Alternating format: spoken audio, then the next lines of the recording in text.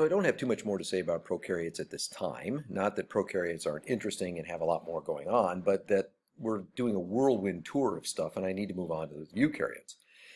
This is an example of a eukaryotic cell. This is a neuron that is in the central nervous system of a rat. And this particular picture here highlights a lot of stuff. For example, you see this blue. The blue thing right here is the nucleus of this cell, and this nucleus contains most of the DNA. Not all of it. Some of the DNA is found in other structures in this cell. But also highlighted, and this is why I chose this picture, are all these yellow strands here and all of these blue strands. That's the cytoskeleton, and that's what the prokaryotic cells are missing. And so you can see something about these cells. The cytoskeleton, you can see, is giving this cell this very intricate and interesting shape. And the cytoskeleton, all these strands in the cytoskeleton are different types of proteins, actin and myosin primarily. Now, these things then are what construct the nucleus. And what they do is they pull off pieces of the membrane, the cell membrane, and then construct these things out of those pieces from the cell membrane. The prokaryotic cells cannot do that, and that's why they don't have any nuclei.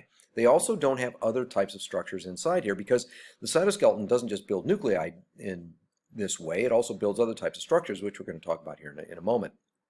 But that then is the key understanding of what a eukaryotic cell is. The other point is eukaryotic cells tend to be much, much bigger. They tend to be 10 to 100 times bigger by volume and length. So these cells here are much more complicated. It's going to take us a little bit more time to go through all the different things that these cells have in them before we start studying what all those different things do. Eukaryotic cells, like prokaryotic cells, like all living things on this planet, are based on ribosomes. The ribosomes, like I said before, are what are constructing the proteins. And so if you look at the ribosomes here, these are eukaryotic ribosomes. They look an awful lot like the prokaryotic ones, at least in this superficial picture. Now, if you look at them more closely, very, very carefully, you'll see they're quite a bit different. They're different sizes, they have different structures. The basic function is the same, but they're quite a bit different, and they're also found in different locations.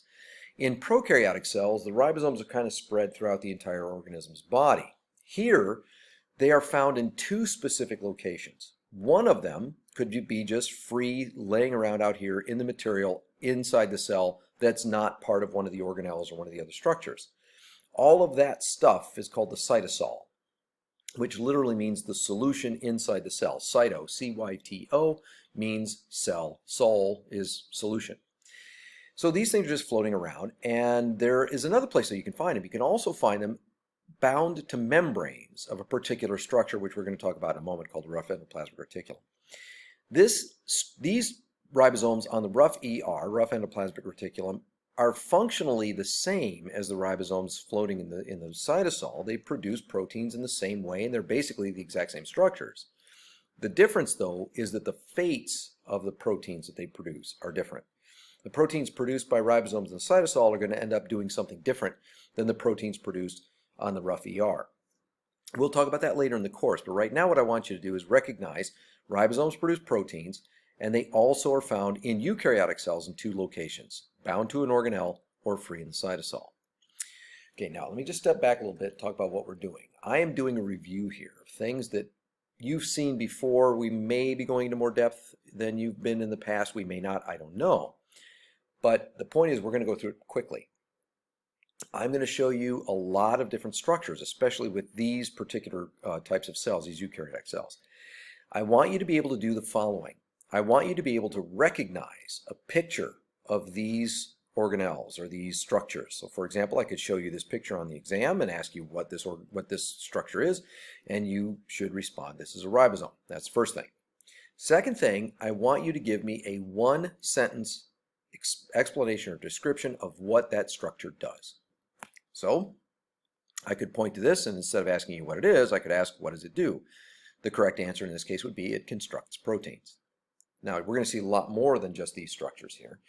So, for example, we're going to see all of these, and this is listed in your textbook, all the different structures that I want you to review. You've seen a lot of these, maybe not all of them, but you've seen many of them. For example, here's the nucleus.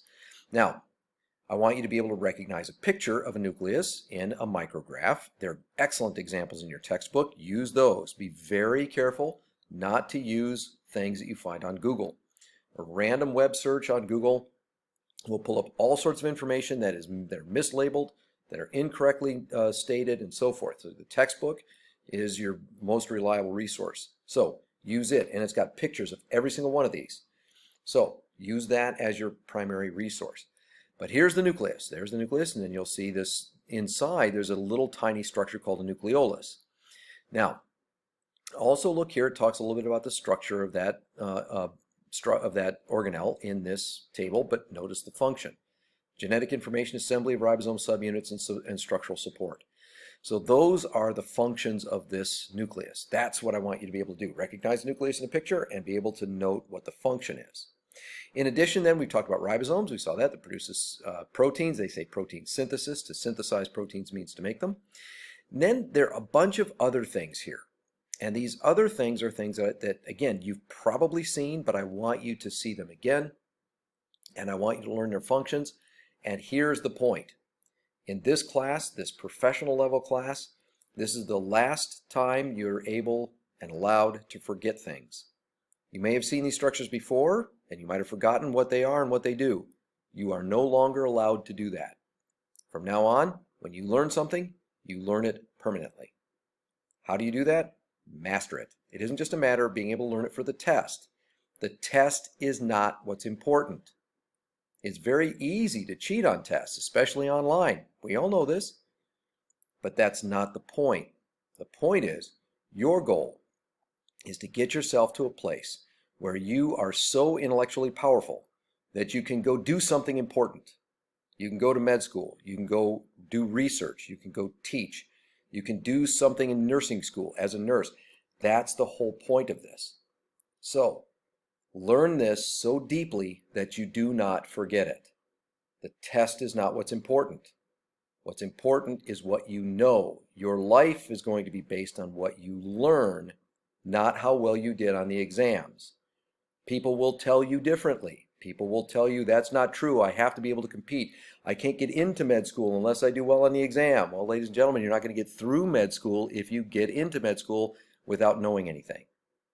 So, learn it. Learn it deeply and don't ever forget it again. So the remaining structures I want you to be able to review and learn are these on this page and also on this page. And again, all of these are in your book. Your textbook has it if you want to see it more easily, and it's also, of course, on the slides. But let's go back. Let's look at these. Now, if you look at all of these together, your book collects all of these types of structures, all these organelles together in something they call the endomembrane system. Endo means inside. Membrane, of course, means membrane, and system is a system. So this is the system of membranes interior in the cell. These are not the only membrane-bound organelles in cells, but this particular system are a bunch of organelles that are interacting with each other. Now, we're going to start with this one here. This is the one I talked about earlier, the rough endoplasmic reticulum. That's what ER stands for, endoplasmic reticulum. The word is in your book. You can look up how to spell it. In this case, this is a bunch of membranes that form a flat sheet in this cell. If we go back up to this picture here, you can see it sort of forms a flat sheet right here. These membranes that form this organelle are actually part of the membrane that surrounds the nucleus, called the nuclear envelope. So this is an elaboration of the nuclear envelope. And in fact, actually, really, technically, this nuclear envelope should be part of the endomembrane system. It's not technically written that way in your book, but it really should be part of that. Now, this system, which again comes off of the envelope, has on it the ribosomes that are going to build proteins that are going to be either secreted from the cell or embedded in a membrane. The ribosomes that are free in the cytosol produce proteins that stay in the cytosol. So I mentioned that they have different functions. We're going to come back to that later in the course. So if you don't remember that last little detail, it's not a big deal yet, but you're going to need to know it later. But this you need to know. What does this do? Well, it produces proteins, of course, because that's where the ribosomes are. But it also processes those proteins in a particular way. The proteins are folded in a particular way in that structure, and they are then embedded in membranes, or they're put into a vesicle to be secreted and so forth.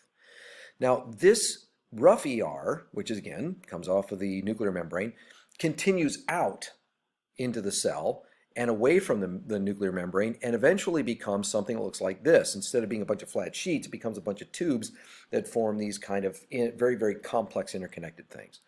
And that's called the smooth endoplasmic reticulum. So the rough ER and the smooth ER are continuous. They're not separate structures, but they perform different functions. What exactly does a smooth ER do? Depends on the cell type. Now your book says this, it's lipid synthesis. Okay, yes, that's probably one of the things that it does in most cells. But it has very, very different functions in very, very different cells. For example, in liver cells and kidney cells, it's involved in detoxifying things. In muscle cells, it's involved in controlling contraction. So it really is a complex organelle, and it has a lot of different functions, and those functions are not found in all cells. This is probably the closest that one could find that it does in every cell. Okay, remember what a lipid is. A lipid is any organic compound that does not go into solution in water. Okay, so that's one of the things that it does. It doesn't produce all lipids, but I'm not going to get into that yet. Now, there is a separate structure that's part of this endomembrane system, and that's this thing called the Golgi apparatus. The Golgi apparatus is this series of sort of circular, flat kinds of membranes that are structured in such a way that they always face one side toward the nucleus. That's called the cis side, and the other side is facing away from the nucleus. And it is going to process the stuff that comes off of this rough ER and sometimes the smooth ER. Those proteins that are built there are going to be taken to the Golgi apparatus, and they're going to be changed. They're going to be packaged in a couple of different ways. Sometimes the protein becomes altered in some way, and oftentimes then coming off of the face away from the nucleus, you'll get a little vesicle that looks like this. Now this is a lysosome, but there are other vesicles that can also carry proteins. It's just simply a sphere of a membrane-bound blob, and inside the blob is a particular set of proteins. And on this particular sphere, on this membrane, there will be proteins that have tagged where this thing should be sent.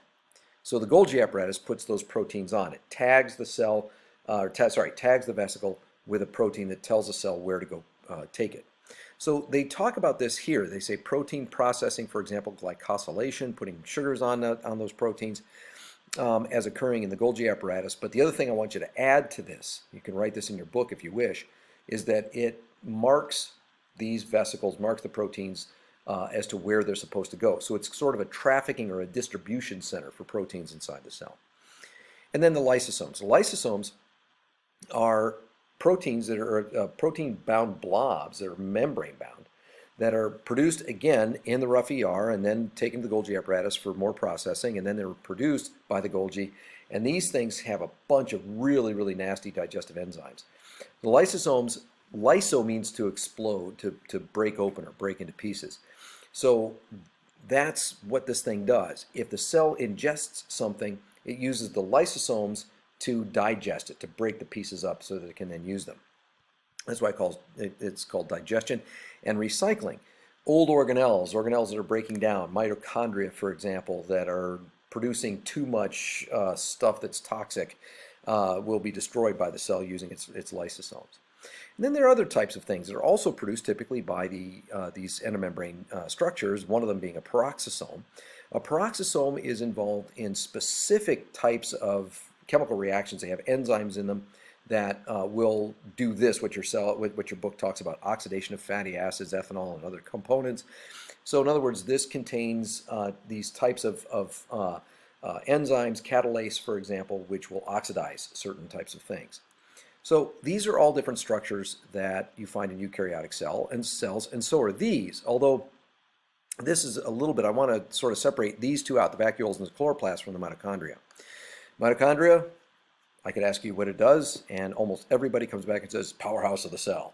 Yeah, that's exactly what it is. It produces ATP, does not produce energy. We can't produce energy because in our universe we can't do that, but it does make ATP. So that's something then that we all know. But what are vacuoles and chloroplasts? Well, the vacuoles and chloroplasts tend to be in plant cells, and vacuoles tend to be also in some of the protists, the eukaryotic single-celled organisms. And vacuoles are primarily just storage areas. And so, for example, in an apple, if you're eating an apple and you have all that nice sweet juice that you've got in the apple that tastes so good, all that juice is held in vacuoles, and that's really all it's doing is storing that energy there.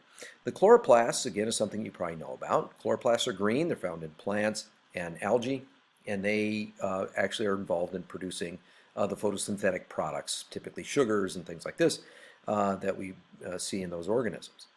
And then there's a cytoskeleton, which I talked about before, and it's like I said, made out of proteins, actin, myosin, among others. Plasma membrane we've talked about, the cell wall we talked about. So this is exactly what I want you to do. I want you to study the functions of the structures on this slide and the previous slide here. I want you to be able to recognize those structures in electron micrographs, meaning like this, not just the cartoon, but I want you to look at the electron micrographs. Your book has examples of every single one. So make sure you look at those carefully before this first exam coming up. So one of the other key differences between eukaryotic and prokaryotic cells is the way the DNA is packaged. And we saw in prokaryotes, remember, that the DNA is a circular chromosome, typically like this, and it's coiled up and supercoiled and so on. The DNA in eukaryotic cells is quite a bit different. First of all, it's a long linear structure. It doesn't come back on itself. It's just this long string. It doesn't come back and form a structure like that. But in addition, the DNA is packaged up around proteins that make it very, very much more stable in some sense than what we see in the prokaryotic cells. And the reason is this: a single eukaryotic cell has a lot more DNA in it than a prokaryotic cell does. To give you a sense of it, imagine this. Imagine being in a room approximately the size of your bedroom. And you have to take a chromosome and coil it up and package it up in such a way that it's not going to be broken and it can still be functional. Okay, now here's the problem that you face. You have the chromosome is this long, huge string. Okay, now the string, if you're talking about, say, something the size of your room is the size of part of the nucleus in which you're going to package this, then the string would be about the size of kite string, about the size of this string here, be about that. Okay, now imagine this string 12 miles long. That would be the correct dimension for the DNA molecule that you need to package up, 12 miles of this. You have to take that 12-mile string and get it into that room so that it doesn't break. That's your problem. Okay, now here we are. This is the string, right? And it's 12 miles of string. Now, what the cell does to package that up is it takes, in essence, something about the size of approximately a golf ball, a little bit smaller, and it takes that string and wraps it around it twice. And then it takes another little golf ball and wraps the string around it twice, so that you've got the string wrapped twice around one golf ball, string wrapped twice around another golf ball, and they're about like this. Okay, now, that structure right there forms what's called a nucleosome. A nucleosome is essentially one of these golf balls with a string wrapped around it, always twice. The golf ball, in this analogy, is a protein of a type called histone. It's actually a complex protein of a type called histones.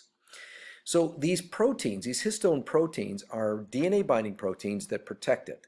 Now there's a lot that I'm skipping over. In fact, this entire class is all just scratching the surface of what we actually know. We never go into detail. Not once in this class do we go into detail about anything. But I'm skipping over a bunch here of proteins that control and bind that DNA to that nucleosome. And you've got now 2 golf balls on this string of 12 miles. Now what you're going to do is go down about a foot or so, take another golf ball, wrap the string around it twice, another golf ball about an inch away, wrap the string around it twice, go down another foot, and do that all the way down to the end of 12 miles. Okay, now you got 12 miles. It's now shorter because you've wrapped the DNA up, but you've got all that stuff now with a whole bunch of these golf balls attached to the string. Now what you do is you take the golf balls and you put them together in a spiral and you glue them together. Okay, so you glue all these things together, and that then makes this right here. It's called a solenoid fiber. And what you do is you then take that solenoid fiber and wrap it around itself, and then you wrap it around itself again, and wrap it around itself again, and that then gives you the beginning of the chromosome. That starts the chromosome. Now, you can see here then the chromosome in this picture, all of the yellow is DNA, and all of the white and blue and green are histone proteins. So you can see that a human chromosome, or eukaryotic chromosome, not just human, is actually a structure that's primarily protein. About 60% by mass is protein, 40% is DNA. So the solenoid fiber then is stuffed into the nucleus in some particular way, which we'll talk about here in a moment, and the nucleus then is packed full of all of this stuff. And the nucleus of your cells isn't just one chromosome. The nucleus of your cells is 46. You have to take 46 of these and stuff them into this nucleus. So it's a huge amount of material that needs to go into that nucleus. When all those 46 chromosomes are together and all of their histone proteins are bound, and you made all the solenoid fibers and you put all that together inside the nucleus, you have a material, and that material is called chromatin. So that's what all of this stuff is here. It's chromatin. It's a little easier to see what's going on if you actually get an animation of it, and so I'm going to show you that. This particular animation is an excellent one. It comes from the DNA Learning Center at Cold Spring Harbor National Laboratories, or just Cold Spring Harbor Laboratory. The Cold Spring Harbor is one of the most famous laboratories in all of biology because many of the people who were involved in not only discovering the structure of DNA, but also discovering how DNA actually works, worked at Cold Spring Harbor and actually founded that lab. So this animation I'm going to show you is not just an artistic representation of what's happening. This is based on mathematical models to a certain extent anyway of how these things actually work. Now, these are also greatly simplified, so be prepared for that. These are not all the details, again, of exactly what's happening. If we were to show you an animation of that, it would be far too overwhelming. But here, if we look here, I'm going to start the animation. There's the DNA, and you can see it's bouncing around. Now, it bounces around because there's thermal energy in the system, and again, the mathematical model is showing that. Now, here's the DNA that's in the double helix, and you see these structures here are the bases, and then you've got the sugar phosphate backbone here and here, for example. There's the minor groove, there's the major groove, okay, and you can see the 3D structure there. Now, when I'm talking about packaging this thing up, what we're going to do is we're first going to take this DNA, remember, and we're going to attach it to a histone protein, a complex of histone proteins. Right, and they'll show that coming in here shortly. There's the first of the histone proteins. It binds. And again, what they're showing, all this crazy stuff going on, is what it kind of would look like if you could actually get small enough to see what's happening. This isn't meant to be an artistic representation. It's meant to be somewhat realistic as to what is actually going on here. Okay, so the histones come and they bind together, and now you see here the DNA is wrapped around the histone exactly twice. Here's the next one. It's wrapped around exactly twice. And these things then form this stabilized structure of DNA. So there's your nucleosome. It's the histone core complex with the DNA wrapped around it twice. Here's a bunch of nucleosomes, and see how they're coming together. Remember I talked about them gluing the golf balls together? You can see that happening here. Okay, now we're looking at 50 million times magnification here, and it keeps making these structures in this huge long fiber, and they're calling this a 30 nanometer chromatin fiber because the width of it is 30 nanometers big, 30 billionths of a meter. And remember, each one of these DNA strands is only 2 billionths of a meter, 2 nanometers. Okay, so we're not done yet with this. What we're going to do is we're going to coil it. You see, you begin to coil it, and this is different than the supercoiling that we see in prokaryotic cells. But you coil it and you make this solenoid fiber even thicker. And again, it's chromatin, the material, the protein and DNA material is called chromatin. And now we even coil it again, so these are coils on coils, and so we keep making these structures bigger and bigger and bigger until eventually you end up with a structure that you've seen before in your biology class when we start studying this process, which is called mitosis. We're going to study that in lab here shortly. So that's how the DNA is packaged when the cell's getting ready to do what's being shown on the screen right now, which is to prepare to divide. There we're into metaphase, and now we're actually into anaphase. And then we're going to go into telophase, and you'll see the cell split into two. Now, you've seen that process before, I'm sure. We're going to study that process more in this class in more detail. But the point is that this is how we package the DNA up when we are preparing to divide. It isn't always packaged up that tightly. In other words, that final structure that I showed you is actually only visible at the time that the cell is preparing to divide. Most of the time, the cell is just sitting there doing its thing, being a cell. How is the DNA packaged in that case? That's what we're going to study here in just a moment. So we saw in the video how it is that all this chromatin is packaged up. And the video showed at the end how you take the solenoid fibers and continue to condense them into this thing that we call a condensed chromosome.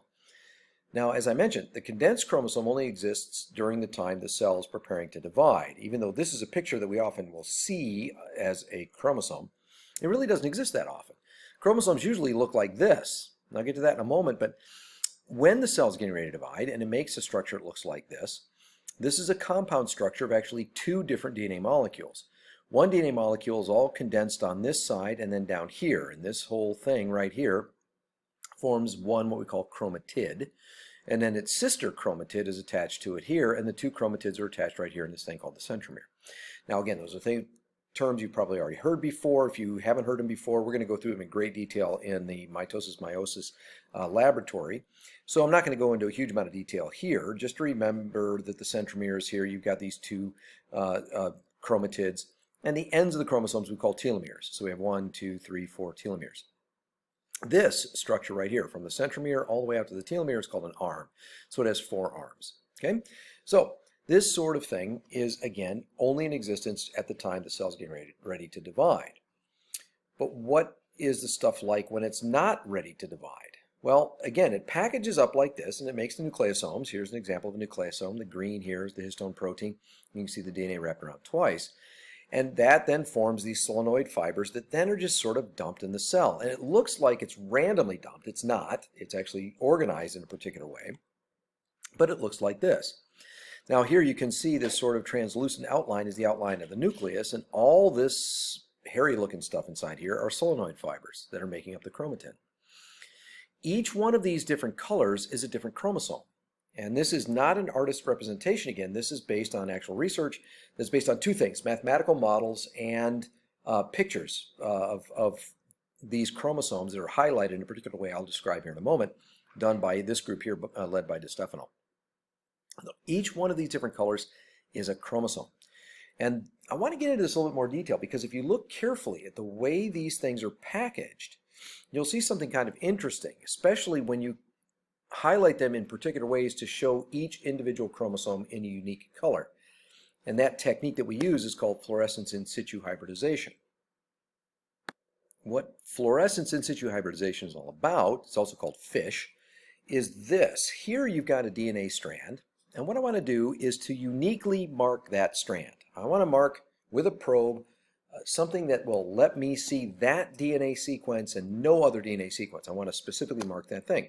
And that's what this technique is all about. What you do is you engineer a strand of DNA with a probe on it, with a fluorescent dye on it, that will bind to a specific sequence that you're after. So if you know, you have to know the sequence to do this, but once you get that sequence, you can put that probe on there. So for example, on the original DNA, the sequence right here is CAG, CCG, and so on. What we do then is we make the complementary sequence. We engineer that. So this would be GTC, GGC, and so on.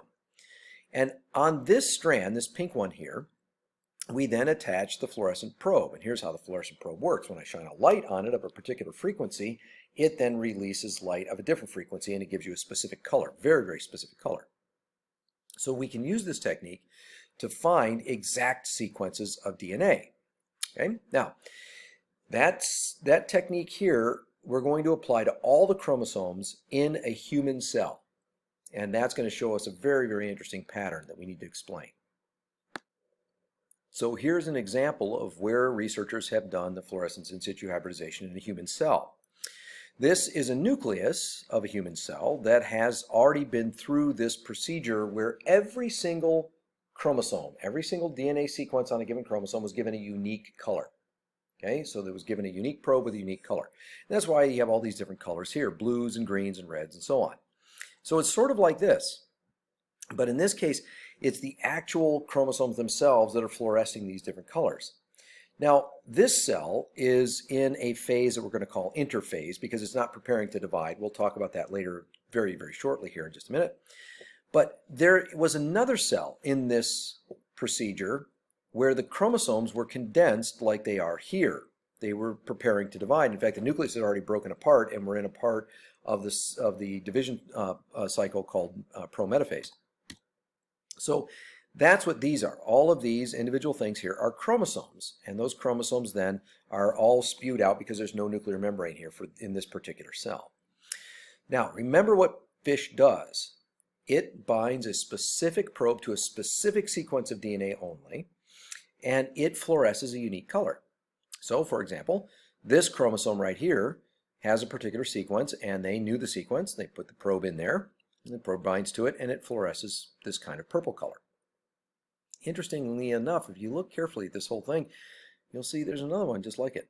You see that? Right there. So this chromosome and this chromosome bound the same probe. They're different chromosomes. They're completely different. They're separated. But they bound the same probe. What does that imply? If you understand fish, you're going to be able to answer that question. What it means is that this chromosome and this chromosome have the same DNA sequence. Otherwise, the probe wouldn't bind to it. So you have two chromosomes that have the same DNA sequence. So let's cut them out. Cut those out, and we line them up side by side. Then we look around for the same sort of pattern. And look here, there's another one, blue and blue. Those have the same DNA sequences because they bound the same probe. It's different DNA sequence than this one because it bound a different colored probe. So I'm going to cut those out and put them here. And you notice every single chromosome here, this one and this one, this one, this one, these two ones that look like Cheetos, all of them have another copy that has an exact match. One that binds the same probe, which means this. Every single chromosome in this human cell comes in pairs. So how many chromosomes do we have? Well, there's 1, 2, 3, 4, if we count them all up, all the way through here. We have a total of 23 pairs of chromosomes. Therefore, there's 46 chromosomes in this cell. But they always come in pairs. Every single one has a match that has the same DNA sequence. Why is that? So your cells have 46 chromosomes, but there's only 23 different ones. Why is it that everything comes in pairs? Well, first of all, let me ask a different question. This right here, this picture, where we've cut all the chromosomes out and laid up side by side the ones that have the same probe bound on them, and we put them in from largest to smallest, except for this one that's special. That is called a spectral karyotype. A karyotype is showing all the chromosomes in a particular organism laid out this way, spectral because we're using this in situ hybridization procedure to highlight the chromosomes. So looking at the spectral chromosome, karyotype, can you tell me whether or not this is male or female? Well, if you look right here, you see this one is the only pair of chromosomes that doesn't have a number. This chromosome here, they're called X. And notice there's two of them. Why do we have two? Well, in this case, it's a pair just like everything else, and therefore this is making this individual a female. Having two X chromosomes makes an individual into a female. A male would not have a pair here. Male would have this green, it would have an X, but it would have another one that would bind a unique probe that would be different than every other color on the spectral karyotype, and that would be the Y chromosome. They're called X and Y because the X chromosome is the sex chromosome shaped like an X. The Y chromosome is the sex chromosome shaped like a Y. It's got a really short end and a really long end. So those are the sex-determining chromosomes, physical sex-determining chromosomes. Now these other chromosomes also look like X's or Y's, like these guys down here look like Y's, these guys look like X's, but they don't determine sex. Therefore, they're not X and Y chromosomes. Now if you're looking at this, it might be a little bit confusing. Let's take a look at this chromosome right here. Here it is in the original picture. Now, it looks like just one long yellow worm with a black spot in the middle. The black spot is the centromere. Okay, let's go back up here. That's this. There's where the black spot is. But now the question is, it looks like it only has one arm, right? It looks like it only has the one chromatid. It actually has two. It actually looks like this. But in the procedure, when we do this, and in general, the chromosome arms are so close together that they don't actually separate out and look like this in this picture. Remember, this is a cartoon, not reality. Here's reality, right? So in this case, then the arms are pressed together like this. They're still there, but we can't see them in this particular picture. So this thing does look like an X. It's got the centromere right in the middle, and these two arms, which are stuffed together, would be an X. But it's not an X chromosome because it does not determine sex.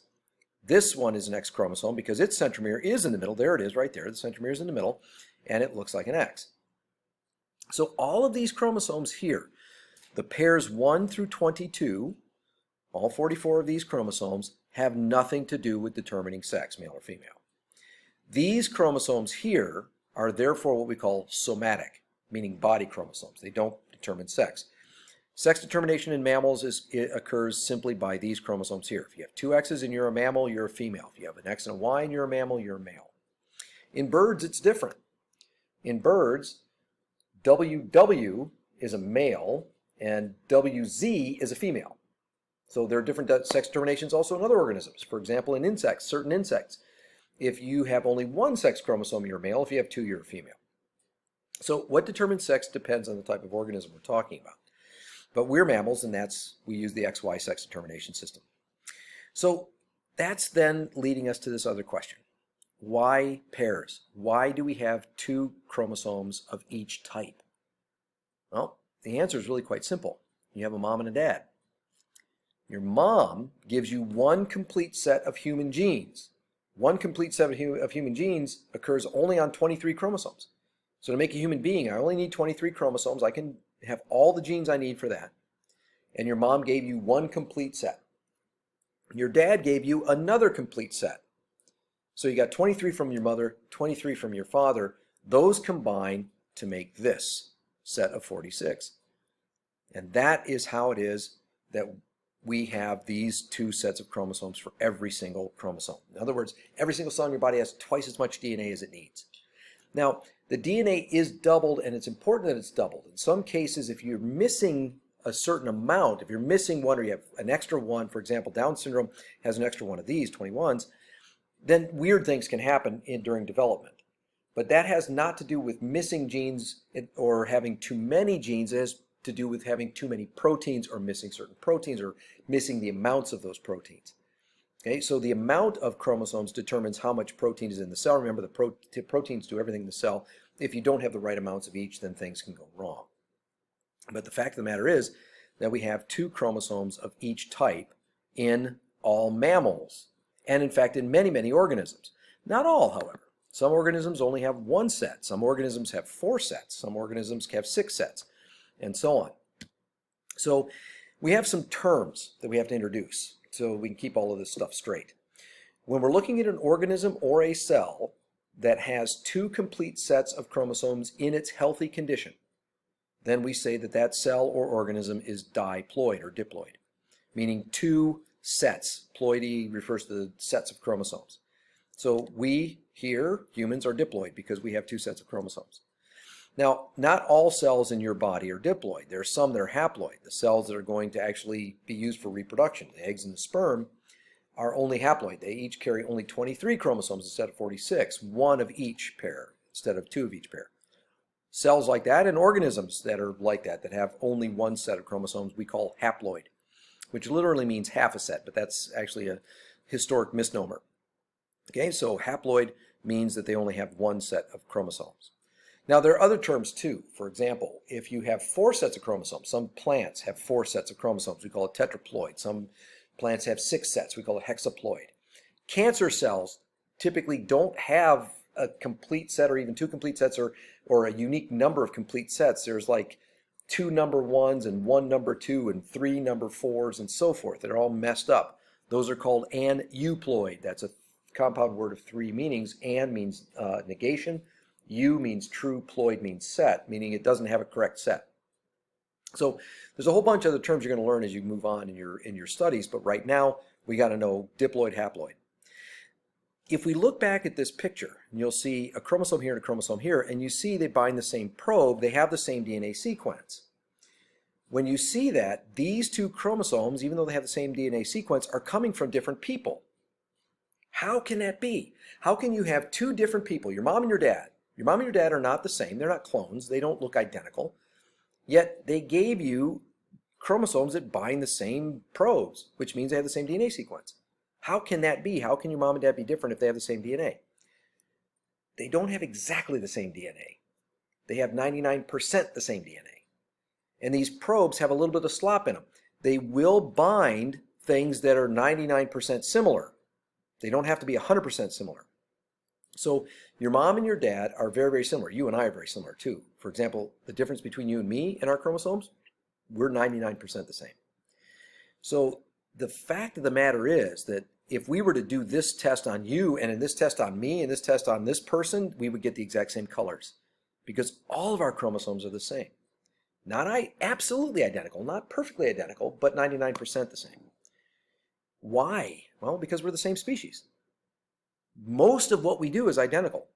So we don't have to have a huge difference in DNA for you and I to be different in ways that you and I recognize as major differences. But we still have two eyes. We still have a heart that beats in a particular way. We still have a liver that functions in a particular way. All that's coded by the same genes. So in this case then, your mom and your dad then give you chromosomes that are essentially identical, 99% the same. They have the same genes on them. The same DNA sequence means the same genes. Those chromosomes that have the same genes that come from different people, mom gave you this, dad gave you that, we call homologous chromosomes. Homologous means they are chromosomes that have the same genes coming from different individuals. Those would be homologous chromosomes. So that is the basic pattern that you find in all mammals. That's the basic pattern you find in essentially all animals. There's some variations. Insects are a little bit different. Some things are diploid, some things are haploid. There's variations that you find in different organisms. For example, the protists and the single-celled eukaryotic organisms and the prokaryotes, they're quite different, so don't worry about them. But this basic pattern is what we see typically in animals and many plants.